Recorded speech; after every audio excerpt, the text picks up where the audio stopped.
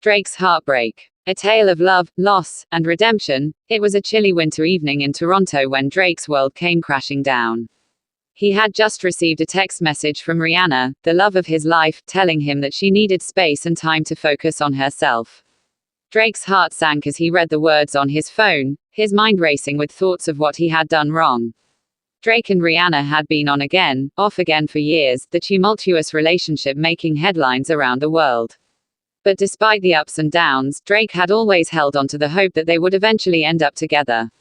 As he sat today in his mansion, staring blankly at the wall, Drake couldn't help but think about the memories he and Rihanna had shared.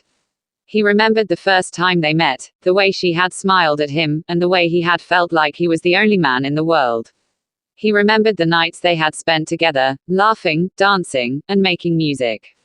He remembered the way she had made him feel, like he was home, like he was exactly where he was meant to be. But most of all, Drake remembered the way Rihanna had broken his heart. He remembered the way she had walked away from him, the way she had left him standing alone in the cold. As the night wore on, Drake's emotions began to overwhelm him. He felt like he was drowning in a sea of sadness, like he was losing himself in the depths of his own heartbreak.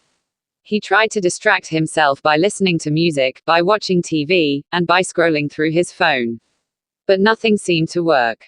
He couldn't shake off the feeling of emptiness, the feeling of loss. As the hours ticked by, Drake's heartbreak began to turn into anger. He felt like Rihanna had played him, like she had used him for her own amusement.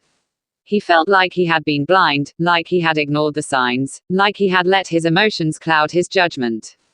Drake's anger simmered just below the surface, waiting to boil over. He knew that he needed to find a way to release his emotions, to find a way to heal his broken heart. And so, he turned to the one thing that had always brought him comfort: music. He sat today down at his piano, his fingers hovering over the keys. He took a deep breath, and then he began to play. The music flowed out of him like a river, a torrent of emotions that had been building up for months. Drake played with a passion, with a fire that burned deep within his soul. As he played, he felt his anger begin to dissipate. He felt his heart begin to heal. He felt like he was finally finding a way to move on, to leave the past behind. The music was Drake's therapy, his way of dealing with the pain of his heartbreak. And as he played, he knew that he would be okay. He knew that he would find a way to love again, to trust again, to believe again. The days turned into weeks, and the weeks turned into months. Drake's heartbreak slowly began to fade, replaced by a sense of determination, a sense of purpose.